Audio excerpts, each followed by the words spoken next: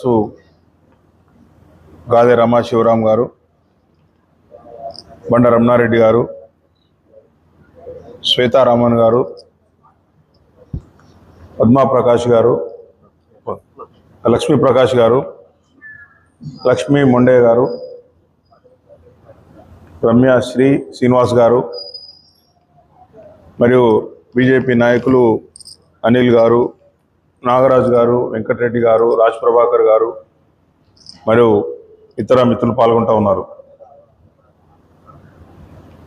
కరీంనగర్ నగర అభివృద్ధికి రాష్ట్ర ప్రభుత్వం నిధుల వల్లనే అభివృద్ధి జరుగుతుందని చెప్పేసి అని కొందరు తెలిసి తెలియనటువంటి నాయకులు నిన్నటి రోజున మరి పత్రికా విలేకరుల సమావేశం పెట్టి బీజేపీది ప్రచారం మాత్రమే ఉంది, డబ్బులన్నీ కూడా రాష్ట్ర ప్రభుత్వం ఇస్తూ ఉన్నది, రాష్ట్ర ప్రభుత్వం నిధులతోటే మరి అభివృద్ధి జరుగుతూ ఉందని చెప్పడం చాలా సంతోషం. ఒకవేళ నిజంగానే రాష్ట్ర ప్రభుత్వం నిధులు తీసుకొచ్చి రాష్ట్ర ప్రభుత్వం ద్వారా ఏదైనా ప్రత్యేక గ్రాంట్ తీసుకొచ్చి కరీంనగర్ నగరానికి, ఎందుకంటే 3 సంవత్సరాలు గడిచిపోబోతా ఉన్నది, ఇంకో 2 మాసాలు గడిస్తే 3 సంవత్సరాలు కాంగ్రెస్ పార్టీ ప్రభుత్వం వచ్చి 3 సంవత్సరాలు గడిచిపోతా ఉన్నది. రాష్ట్ర వ్యాప్తంగా చూసుకుంటే దాదాపు 4 లక్షల కోట్ల రూపాయలు అప్పు చేసిందని చెప్పి అన్ని పత్రికలలో వార్తలు రావడం జరుగుతూ ఉన్నాయి. 4 లక్షల కోట్ల రూపాయలు ఈ ప్రభుత్వం, కాంగ్రెస్ పార్టీ ప్రభుత్వం వచ్చిన తర్వాత కొత్తగా అప్పులు చేసిందని.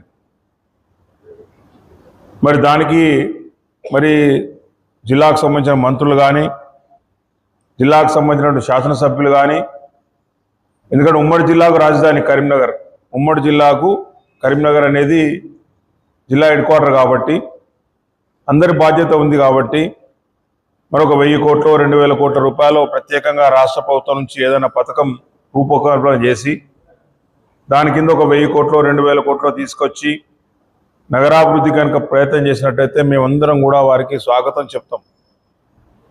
కరీంనగర్లో పెద్ద ఎత్తున పౌర సన్మానం కూడా చేస్తాం. కరీంనగర్ మొత్తం టౌన్లో అందరం కార్పొరేటర్లము, ప్రజా సంఘాలందరం కూడా కలిసి, అది ఏమి లేకుండా ఒక నయా పైస రూపాయి ఈరోజు వరకు రాష్ట్ర ప్రభుత్వం పక్షాన ప్రత్యేకంగా, ఎందుకంటే సెంట్రల్ స్పాన్సర్డ్ స్కీమ్స్, కేంద్ర ప్రభుత్వ ప్రాయోజిత పథకాలు ఏవైతే ఉంటాయో వాటి కింద రాష్ట్ర ప్రభుత్వం వాటా ఏదైతే చెల్లించానో దానికి సంబంధించి మాత్రమే రాష్ట్ర ప్రభుత్వం ఇప్పటి వరకు ముందుకొచ్చింది తప్పితే సొంతంగా ఏ పథకం కూడా రాష్ట్ర ప్రభుత్వం ద్వారా కరీంనగర్ నగరానికి నిధులు తీసుకురావడం జరగలేదు. అది స్మార్ట్ సిటీ కావచ్చు, సిఆర్ఎఫ్ ఫండ్సే కావచ్చు, యూసీఎఫ్ ఫండ్సే కావచ్చు, ఏ ఫండ్స్ తీసుకున్నా కూడా ఇవన్నీ కూడా కేంద్రం నుంచి వచ్చిన పథకాలే. కేంద్రం వివిధ రాష్ట్రాల్లో టైర్ 2 అండ్ టైర్ 3 లక్ష నుంచి 10 లక్షల జనాభా ఉన్న నగరాలను అభివృద్ధి చేయాలనే ఆలోచనలో భాగంగా, 1 నుంచి 10 లక్షల జనాభా ఉన్న నగరాలను అభివృద్ధి చేయాలనే భాగంగా మరి స్మార్ట్ సిటీ కావచ్చు, అమృత పథకం కావచ్చు, యుఐడిఎఫ్ కావచ్చు, యూసీఎఫ్ కావచ్చు, ఇవన్నీ పథకాలు రూపొందిండు. దీనిలో ప్రతి చోట కూడా మరి కొంతమంది తెలిసి తెలియక మాట్లాడుతూ ఉన్నది, దీనిలో అప్పే ఎక్కువ ఉంది. ఇప్పుడు స్మార్ట్ సిటీకి సంబంధించి ₹1 అప్పు లేదు. స్మార్ట్ సిటీకి సంబంధించి పూర్తి స్థాయిలో central government grants 50%, state government funding 50%. దీనిలో ₹1 అప్పు లేదు ఎక్కడ. దీనికి సంబంధించి 46 ప్రాజెక్టులు తీసుకున్నాం. కరీంనగర్ నగరంలో దాదాపుగా 41 ప్రాజెక్టులు పూర్తయినాయి, 3-4 ప్రాజెక్టులు మాత్రమే తుది దశలో ఉన్నాయి. అలాగే అమృత్కు సంబంధించి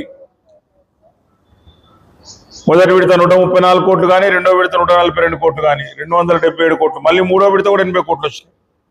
మూడో విడత కూడా మళ్ళీ 80 కోట్లు టెండర్ ఇవ్వబోతా ఉన్నారు. దీనిలో 50% వాటా కేంద్ర ప్రభుత్వానికి ఉన్నది.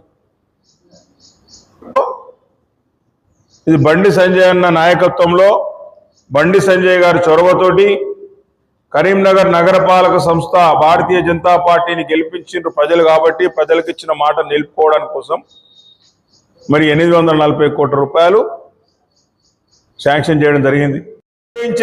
స్తోమత స్థాయి కూడా లేని పరిస్థితి ఉంది ఈరోజు.